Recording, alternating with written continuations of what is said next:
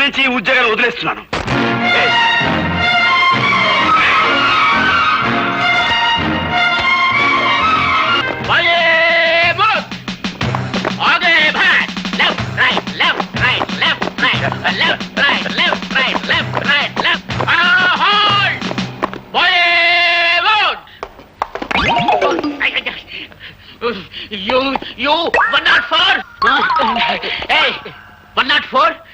నీ వల్ల డ్రిల్ గుల్లైపోతా ఉంది.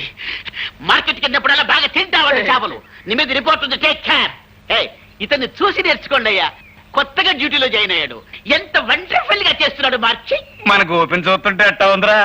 కచేరీలో మన బాగా హార్మోని వాయించట్లేదా? ఎందుకుండదురా, ఆడికి ట్రైనింగ్ అంతా ఇచ్చి తోలేసింది నేనే కదా.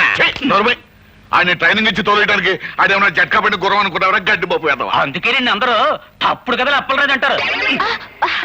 ఆడ కానిస్టేబుల్ గారా, నమస్కారం. నేను ఆడ కానిస్టేబుల్ కాదండి, ఆ హెడ్ కానిస్టేబుల్ గారు ఉన్నారే వారి అమ్మాయిని. ఓహో, టైగర్ రాముడు గారు అమ్మాయి అత్తమారు. అవునండి. మరేంటి ఈ బట్టలు వేసుకొచ్చారేంటి? అదే మా నాన్న పాత డ్రెస్ ఉంటే నేను వేసుకొచ్చాను అంతే. Mister Gopi, I'm congratulating you. Very good. Take your positions. ఇప్పుడు very good, well done, well done. Head constable tiger రాముడిని టచ్ చేస్తావా? Who are you? నేను ఫాదర్ గోపి. అప్పలరాజు. గోపి మామ, horse riding. So what? First of all you go away from here. Get out. Rama అంటే బూత్ మాటలు అయిన పడుతున్నాయండి మీ పోలీసులకి. మన అబ్బాయి కూడా పోలీసే కదా. Sorry sorry sorry. All right, get out.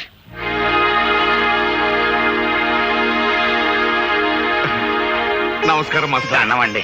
నమస్కారం, రండి. ఒక మంచి శుభవార్త చెబుదాను వచ్చాను. ఏమిటది? మీరు అక్షరాలు నేర్పిన మా గోపిగాడు ఇప్పుడు దేశాది కాపాడే కానిస్టేబుల్ అయ్యాడు.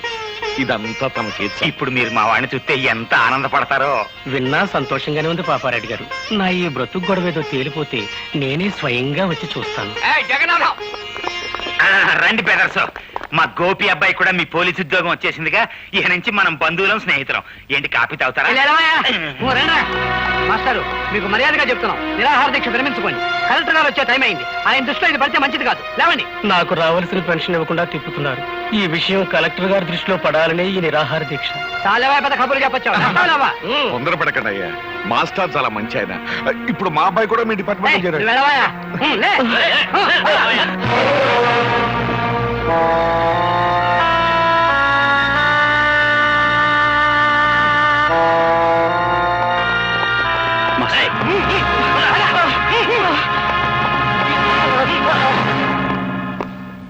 మా వార్నింగ్ ను కూడా లెక్క చేయకుండా నిరాహార దీక్ష చేస్తున్న మాస్టర్ వీడేగా? అవును సార్, వీడే. సరే, మీరు వెళ్ళొచ్చు. మా పోలీసులంటే అంత నిర్లక్ష్యంగా ఉందా? చేయకూడదు తప్పు నేనేం చేయలేదు బాబు. మీ వాళ్ళే అన్యాయంగా.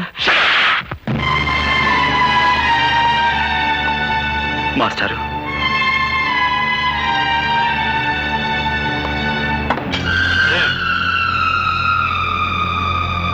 క్షమించండి సార్.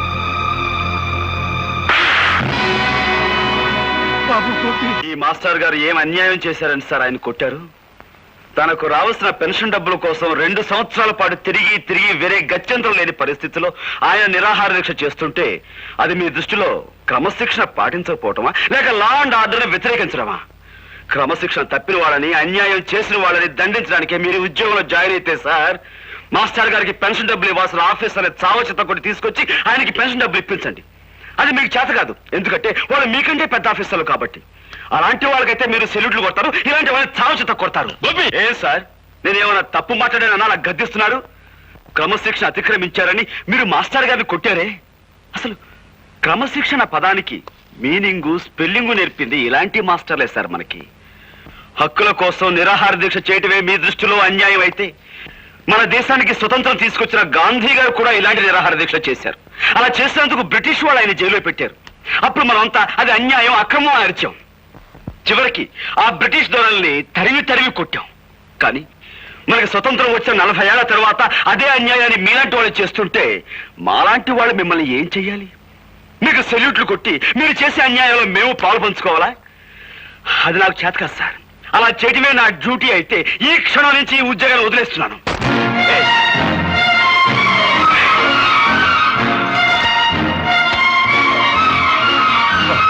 ఆవేశపడు.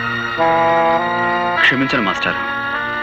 గవర్నమెంట్ దగ్గర జీతం పుచ్చుకుంటూ న్యాయాన్ని కొట్టడానికే ఈ కాకి బట్ట అధికారాన్ని ఉపయోగిస్తే మాకు కిరాయి గుండాలకి తేడా ఏముంటుంది?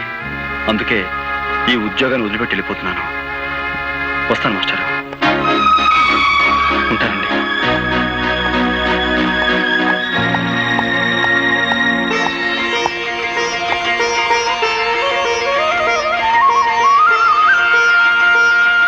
చాలా మంచి పని చేసావురా బాబు.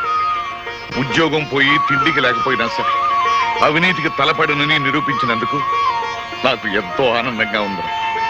ఇన్నాళ్ళు గోపిగాడు నా బిడ్డ అని సంతోషించాను. కానీ ఈ రోజు నుంచి గోపిగాడికి నేను తండ్రినని గర్వపడతాను రా. నీలాంటి నిజాయితీపరుడు పోలీసు ఉద్యోగంలో చేరితే ప్రజలకి మేలు జరుగుతుందని ఆశపడ్డాం. అదంతా పెమ్మని తేలిపోయింది. వాళ్ళు నిన్ను మార్చక ముందే నువ్వే వాళ్ళని ఇత్తడి చేసేశావు. అబ్బాయి గోపి జిందాబాద్, అబ్బాయి గోపి జిందాబాద్. సార్, ఇప్పుడు జరిగిన సంఘటనకు ఆ గోపి మీద ఏ యాక్షన్ తీసుకోకుండా సెలవు పెట్టి వెళుతున్నారంటే really you're a great sir. ఒక విధంగా మన డిపార్ట్మెంట్ ఇదే తప్పని నా అభిప్రాయం. బుల్లికారు వచ్చేస్తుందా భయ్యా?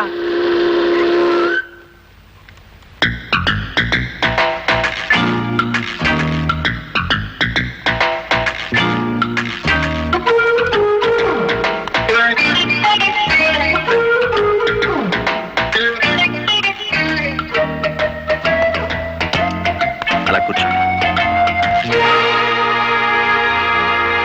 Dirty place. ఇక్కడ కూర్చునేది ఏమిటి జనమంతా? ఓహో, ఈ వీధి మొహానికి ఎప్పుడు కారు వచ్చుండదు. నా కారు చూడడానికి వచ్చుంటారు. దానికి ఒక కథ ఉందండి. అనగనగా వెనకటికి 7 ఏళ్ల క్రితం నేను ఆ గుర్రబండి కొన్నాను. మొదటిసారి మా వీధికి వేసుకొచ్చినప్పుడు 100 మంది వచ్చారు జనం. ఓ సోసి నా బండి చూడటానికే వచ్చారు కదా అని రెండోసారి వేసుకొచ్చా. 50 మంది వచ్చారమ్మా. మూడోసారి వేసుకొచ్చా. ఎవ్వరు రాలేదు. నేను నా గుర్రం మిగిలాం. మీ కారు సంగతి అంతే. ఏమిటా బాగుడు? నువ్వింక వాయించడం మొదలెట్టబ్బాయా? అవును, మీ తాత ముత్తాతలే కాకుండా నువ్వు మీ నాన్న కూడా చాలా గౌరవమైన వాళ్ళన్నావు. కనీసం కుర్చీ వేయాలనే మేనర్స్ కూడా తెలీదా? మేనర్సా? అరే అటక మీద మర్చిపోయానండి. ఒరే మావా, లోపలికి వెళ్ళి అమ్మాయి గారికి మేనర్స్ తెచ్చివేయి. అర్జెంటుగా మేనర్స్ లడి. అలా పక్కన వెయ్యి. రండి, దయచేయండి, దయచేయండి. ఆశలు కండి. సారీ మేడం, ఇది ఏ డచ్ కాలంలోనో ఫ్రెంచ్ కాలంలోనో కొన్న కుర్చీ. పాపం విరిగిపోయింది. పోతే పోయిందని అసలు కుర్చీ. కానీ తమలాంటి పెద్దలు కూర్చుని కుర్చీ వేరకొట్టినా అది మాకు ఎంతో గౌరవంగా ఉంటుంది కదరా? చాలా గౌరవం. పాపం దెబ్బలు తగిలేమో ఒకసారి చూడండి. నన్ను ఇక్కడికి ఇన్సల్ట్ చేయడానికి పిలిచావన్నమాట. నన్ను నలుగురిలో అవమానం చేస్తావా? I will see your end. ఏంటమ్మా, నువ్వు నా ఎండ్ చూస్తావా? నా బీనింగా చూడలేదు. ఎండ్ నువ్వేం చూస్తా? Shut up. అయ్య బాబు, నాకు ఆడే దొడుకోనపోతే నీకు స్టార్ట్ అవుదమ్మయ్యా.